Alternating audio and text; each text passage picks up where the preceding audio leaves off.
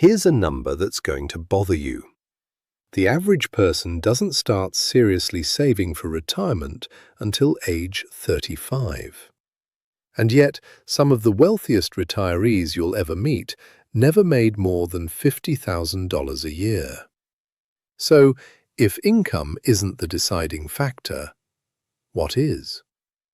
Today, I'm going to take you through 4 completely different incomes, from $45,000 a year all the way up to $350,000 a year, and show you exactly, dollar for dollar, what separates the people who build real wealth from the people who don't. Stick around, because by the end of this, you'll know exactly which moves apply to your number. Here's the belief this entire video is built on. How your money journey starts does not determine how it ends. A bigger income is a bigger shovel, sure, but wealth is buildable at every single income level. That's what today is about. One quick disclaimer before we dive in. Every number I walk through today will shift depending on your state, your tax withholding, and your personal spending habits. This is a realistic, general framework, not a personalized tax plan. Use it to understand the shape of the strategy, then apply it to your own numbers. Let's start at $45,000 a year. Tier 1. Building wealth. On a $45,000 salary, $145 to $830, let's level set first. $45,000 a year works out to about $21.60 an hour. If you're an individual earning this, you sit around the 28th percentile of individual income earners. As a household income, that puts you around the 22nd percentile. Take-home pay, what actually lands in your account, comes out to roughly $3,150 a month.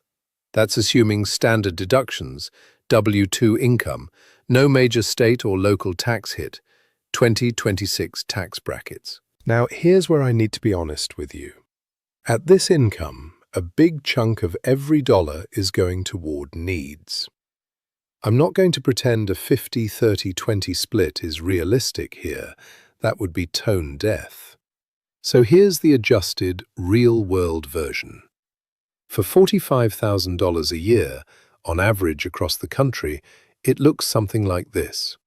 78% toward needs, about $2,460 a month. 14% toward wants, about $440 a month. 8% toward savings, net, about $250 a month, which works out to roughly a 7% gross savings rate. Now I know what you're thinking. $250 a month, is that even going to matter? Stay with me. This is where it gets good. The big reveal. What $250 per month actually becomes. If you're 20 years old and you start saving $250 a month every single month for your entire working career, by retirement, that becomes a portfolio of roughly $1.3 million. And yes, before the inflation comments roll in, that's already adjusted to today's dollars. In real purchasing power, using a 4% safe withdrawal rate, that's about $52,000 a year of retirement income. If you're 25 and just getting started, that same savings habit builds to roughly $880,000. And if you don't start until 30, saving that same 7% of gross, you're still looking at around $580,000 by retirement. Here's the rule I want you to remember. If you're a single person making under $100,000, count your employer match as part of your savings rate. It's real money, and at this income level, you're closer to the social safety net, so it counts double. Speaking of which, the average Social Security benefit today is around $2,000 a month, or roughly $24,000 a year. Add that to your portfolio income, and here's what income replacement actually looks like. Start at 20. 89% income replacement. Start at 25. 80% income replacement. Start at 30. 71% income replacement. You did a lot with a little. That's the whole point. Mindset for lower incomes. So what's the behavior that gets you here? 3 things. 1. Be intentional. There's no margin for waste at this income. Every dollar needs a job. 2. Don't let "I'll start later" become your excuse. Even $50 a month started today beats $500 a month started at 35. Start the boulder rolling. 3. Avoid mindless spending and treat credit card debt like fire. The average credit card payment in America right now is around $190 a month. That's almost your entire savings rate at this income, gone to interest instead of your future. And the last one, be patient. It will take longer to hit your goals at this income. That's not failure, that's math. Give it time, and time does the heavy lifting. Hook number 2, mid-video open loop, 8:30 to 8:50. Now here's where things get interesting, because what I'm about to show you at $85,000 a year proves something most people get completely backwards. More income does not automatically mean more stress about money. In fact, for a lot of people, this is the income where money finally starts to feel easy. Let me show you why. Tier 2, how to win financially on $85,000 a year, 8:50 to 15:30. $85,000 a year is about $41 an hour. As an individual earner, that puts you around the 65th percentile. As a household, you're around the 50th percentile, right at the middle of the country. Take-home pay here jumps to about $5,900 a month. And now the classic 50-30-20 framework starts to actually make sense. Breaking down that $5,900, 52% toward needs, about $3,070 a month. 28% toward wants, about $1,650 a month. 20% toward savings, net, about $1,180 a month. Roughly a 17% gross savings rate. And remember, you're still under that $100,000 single/$200,000 household threshold. So count the employer match. A lot of you could hit this number saving just 11 to 12% out of pocket. Retirement projections at $85,000. A 25-year-old saving that 17% gross rate for 40 years builds to roughly $4.1 million. In today's dollars, that's about $56,000 a year of retirement income before Social Security. Add Social Security and you're at an 83% income replacement ratio starting at 25. Start at 30 instead? You're still building toward $2.7 million, replacing about 69% of pre-retirement income with Social Security factored in. Even starting at 35, with nothing saved yet, that same 17% gross savings rate builds to $1.7 million, which replaces roughly 55% of your income once you add in Social Security. Not perfect, but far from a disaster. What this tells us: a healthy 5-figure to low 6-figure income can absolutely fund a normal retirement. You don't need some extreme no-life savings rate to get there. Systems and automation. At this income, your mindset needs to shift from survival to systems. You have more margin than the $45,000 tier, but not so much that you can be sloppy. Automate everything. Pay yourself first, spend what's left. This protects you 2 ways. Good habits happen without willpower, and bad habits get harder because every dollar already has a job. And this is the income level where sinking funds become essential. Car replacement fund. home maintenance fund, annual property tax fund. You're not letting a surprise expense derail 6 months of progress. You saw it coming and planned for it. Here's a quick gut check most people skip. If a $1,500 surprise expense showed up tomorrow, would it wreck your month, or would it barely register? At this income, the goal is to get to barely register. That's the real marker of financial stability, not your income number, but how much a surprise can shake you. Tier 3. How to win financially.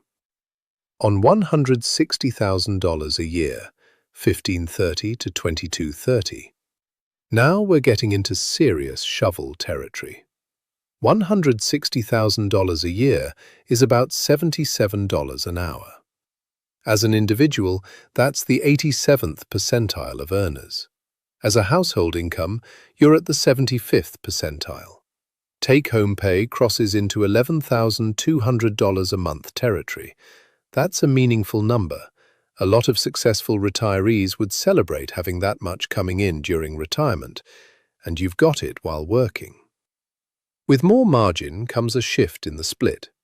38% toward needs, about $4,250 a month, 32% toward wants, about $3,580 a month, 30% toward savings, net, about $3,360 a month, roughly a 25% gross savings rate. Yes, 25%. That's the number held up as the gold standard target for most people, and at this income, it's genuinely achievable without feeling like deprivation.